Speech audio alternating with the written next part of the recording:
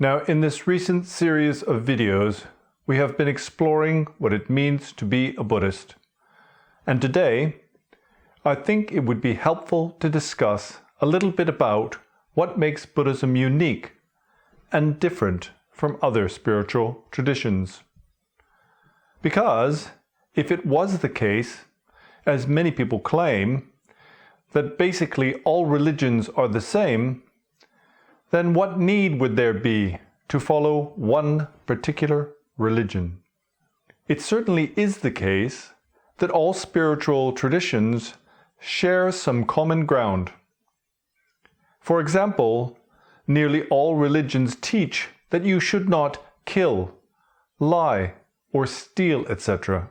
Nevertheless, if one investigates this matter in more than a cursory fashion, it will become clear that there are some fundamental differences between the aims and objectives, as well as the fundamental principles of Buddhism when compared to most other traditions. Interestingly enough, most people in the West believe that Buddhism and Hinduism are more compatible with each other than they are with Christianity, for instance.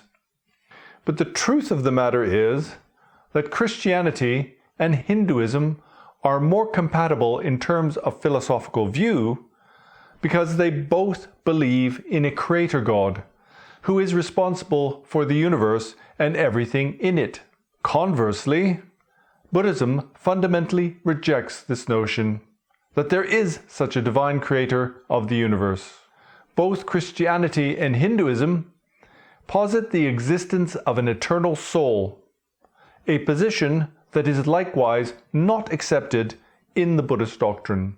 So anyway, this question about what makes the Buddhist view unique is a truly vast topic, and not one that can be covered in a short video like this.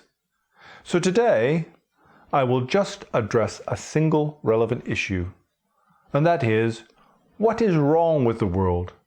And what can we do to improve our lot in life? Now, you don't need to be religious in order to ask this question. In fact, everybody wants to be free from suffering and find happiness. It's just that we all come to different conclusions, and so ultimately find different solutions to our problems. When I was young, this paradox plagued my mind, because I couldn't understand why it was that whereas some people in the world experience relative luxury and freedom, others were destined to suffer poverty and oppression. There certainly is enough resources and food in the world to go around, and so why should nearly all of the power and wealth be in the hands of a small elite of greedy corporate executives and corrupt politicians? At that time, I held the belief that all of the problems in the world were created by evil and greedy men, who in their pursuit of power and influence exploited the weak and disenfranchised. But it wasn't until much later in life, when I met the Buddhist teachings, that I realized how incredibly naive this belief really is. And I think many people will be surprised to hear me say that, because it seems that most people these days hold a similar opinion to this. The typical worldly view isn't really that difficult to understand, although there are different implications that arise from this view depending upon whether you are from a wealthy and developed nation or from one that is underdeveloped and economically depressed. The basic idea is that as long as you get what you want, you will be happy. And that means if you live close to or below the poverty line, if you get what you need, then you will be happy. That is in terms of food, shelter, and medicine, etc. For most Westerners, the problem is poverty, and the solution is the acquisition of wealth. Now, in general, these sorts of people have great faith in free market capitalism and primarily concern themselves with the cost of living, inflation, and economic growth. Needless to say, we like our personal freedoms, and also we do not want to be oppressed. But likewise, we are willing to give up a certain amount of liberty in exchange for increased security or prosperity. The problem with this view is that wealth is relative, and it is almost certainly the case that the more wealthy one group of individuals becomes, conversely, others will become relatively poor. And we can see this in a country like the United States of America, where there is a perverse disparity between the ultra-wealthy and the lower working classes. For example, in America, the 4 richest individuals have more wealth than half of the entire population. And there is another problem, and that is because capitalism is predicated upon consumption. And it only really works as long as markets are perpetually growing. The problem is that our desire is limitless, and therefore, so too is our consumption. However, the resources on this planet are finite. And because everyone is fighting over these limited resources, nations often fall into conflict. And on top of that, the relentless pursuit of industrial and economic growth has had a significant destabilizing effect on global climate patterns. And so, consequentially, there has been a significant destabilizing effect on the global economy and also social stability. But in order to address this grave and urgent issue, we need to do that which will essentially undermine the entire premise of our stated economic aims and objectives. And what is that? Well, that's basically to slow the whole thing down. We've gotten to the point where nearly everyone has given up on even trying to deal with the climate crisis. In fact, it seems like it's already too late to deal with the issue of global warming. And basically now, all we can do is try to figure out how to adapt to the consequences of our previous inaction. And make no mistake, the consequences are going to be extreme. I mean, people are continually complaining about the cost of living. And they can't really be bothered in enduring the pain of enacting carbon net zero policies. But the fact of the matter is, the consequences of our inaction will be exponentially more costly in monetary as well as physical terms. But I'm not going to get into any detail about this at the moment. What we are talking about here is the solution to our troubles in this world, as presented in the Buddha Dharma. Anyway, we are all familiar with the saying, money can't buy you happiness. And it's pretty certain that the most wealthy people in the world are not the happiest. And that brings us to the commonly held scientific position that goes something like this. Whereas it is most likely impossible to solve all the problems of the world, or to eliminate all human suffering. If we can better understand the physical world, we can learn to control our environment, and in this way improve our lives and also sustain the human race farther into the future.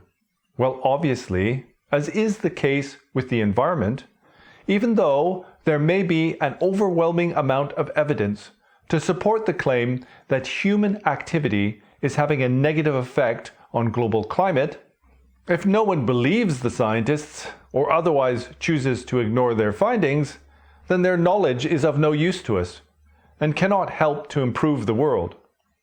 Anyway, the basic belief is, if we can learn to control nature, for example, if we can learn to harness new and better forms of energy, develop more productive and efficient forms of agriculture, or make progress in medical science, then this can help to end poverty, hunger and illness, prevent war, and maybe even fix the climate. And by this, we can potentially build a more harmonious and peaceful world. The problem is, time and time again, it has been proven that we are unable to predict the unforeseen consequences of our own scientific development. Many people thought the development of atomic power would solve all of the world's problems. Not only did the development of atomic energy not solve the world's problems, it damn well near brought an end to human civilization. Similarly, we have to be very careful in terms of medical research, because it is almost inevitable that at some point we might create something that could potentially become the cause of human extinction. For instance, recently, scientists have been trying to synthesize left-spiraling DNA. And although there are many potential and beneficial uses for such a thing, there is also the very real possibility that we could create a virus for which no living entity on the planet has any natural immunity. If we were accidentally to create such a thing, it could not only be an end to human civilization, but also an end to all life on the planet. Now, I have to be clear here. I am not opposed to medical and scientific research. Also, I am not a Luddite. But from my point of view, it is not possible to solve all the world's problems merely through the increase of scientific knowledge. And as I have said many times before, there is no guarantee that this new knowledge could not be the actual cause of our extinction. Now, most religions would not agree that science is the solution to all of our problems. Rather, for the most part, they state, and this is especially the case for theistic religions that believe in an almighty creator, that whether we experience happiness or suffering is completely down to the will of God. Not only that, but some religious communities even go so far as to shun all modern scientific progress. Instead, they choose to live in a way that people lived centuries ago. For example, they may choose to live the way people lived at the time of the Bible. Their solution to the troubles of the world is to never lose faith in their religion, and always to abide by the Word of God, even if that appears to contradict accepted norms of morality. For example, if God asks you to sacrifice your own son, then you are expected to do this. But as we all know, a hell of a lot of injustice has been perpetrated throughout history on the basis of strongly held religious beliefs. For example, the world has experienced countless religious wars, and in the past, homosexuals and witches used to be burnt alive. In a world where there is only one true religion, and all others are considered heresy, there is bound to be a lot of unnecessary conflict and suffering. Especially these days, where we have a global economy, it is inevitable that people from different religions and cultural backgrounds will have no choice but to live together. Now, broadly speaking, alongside our economic, scientific, and religious solutions, all nations heavily rely upon socio-political mechanisms to make the world more manageable and also a better place to live in. At times, these mechanisms are based on strong ideologies or philosophies, and there have been many experiments in the past, and likewise, many have gone horribly wrong, such as the National Socialist movement of Nazi Germany. But to my mind, the problem with socio-political ideology is, although at face value something like Marxism might sound completely logical, in application, it's very difficult to know how that will actually manifest within a particular social or cultural context. I mean, superficially, a particular ideology might sound really good on the surface. But if the people putting that ideology into practice are totally corrupt and self-serving, then things are never going to go well. For example, the Cultural Revolution was a complete economic and social disaster for China. And likewise, thousands of innocent Cambodians died horrible deaths because of Pol Pot's erroneous interpretation of Marx's ideology. But it seems we never learn from the mistake of applying intelligent ideas while at the same time lacking wisdom. I can only imagine the potentially disastrous outcome if the newly emergent ideology called Dark Enlightenment is ever actually put into practice. But I suspect we are about to learn just how destructive this new anti-democratic movement will be, seeing as the new American Vice President appears to be one of its advocates. Well, I won't bore you with the details of Curtis Yarvin's plans for the world, because I previously made a video on this topic, And so you can watch that if you are interested. So anyway, what did the Buddha say on this topic about what is wrong with the world and how to make it a better place? Well, it's pretty simple really. The Buddha said, the problem is we have the kleshas. The kleshas are our strong negative emotions, or mind poisons as they're called. So it's not migrants, it's not transgender people, it's not DEI, it's because we ourselves have not overcome our greed, our anger, ignorance, jealousy, and pride, and so forth. And even if we're rich and wealthy, if we have greed, then we will never be satisfied and will always be looking for something more. And because of this, we will come into conflict with others. And so we need to learn to be satisfied with what we have, and also to be generous and share that which we have with others. And likewise, even if we build a rocket ship and travel to the furthest planet in the galaxy, if along with us we bring our hatred and resentment, then we will never find peace on that distant world. Even if we piously uphold our precepts, yet at the same time are lacking equanimity, then we are nothing but a hypocrite. And we will never be free from the endless cycle of religious intolerance and bigotry. And regardless of how intelligent we are, or how eloquently we can express our ideas, if we have not at first conquered the mind poisons, we will never experience true happiness in our world. And likewise, we will never be free of suffering. It is by the power of our own greed, resentment, and ignorance that we become complicit in the suffering of others. It is by the strength of these mind poisons that we empower the dictators and oligarchs of this world. It was only because the German people allowed themselves to be radicalized by their hatred and resentment that Hitler was able to come to power and commit such abhorrent atrocities on the world. And likewise, it is only because of our insatiable desire for new and cheaper goods that we have created so many oligarchs, while at the same time, hundreds of millions of people live in extreme poverty. So sure, we should develop our economies. We should invest in scientific and medical research. We should study philosophy and create new ideas of how to improve the world. But ultimately, if we wish to make the world a better place, then we have no choice but to invest a significant amount of time and energy in eradicating the very source of our suffering. And this means to develop spiritual qualities, such as tolerance, non-violence, and generosity, etc.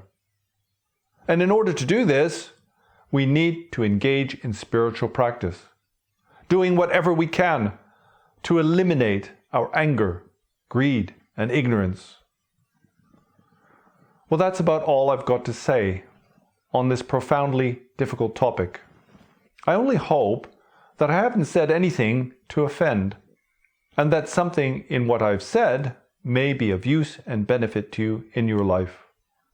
So until next time, good luck with your practice, and see you later.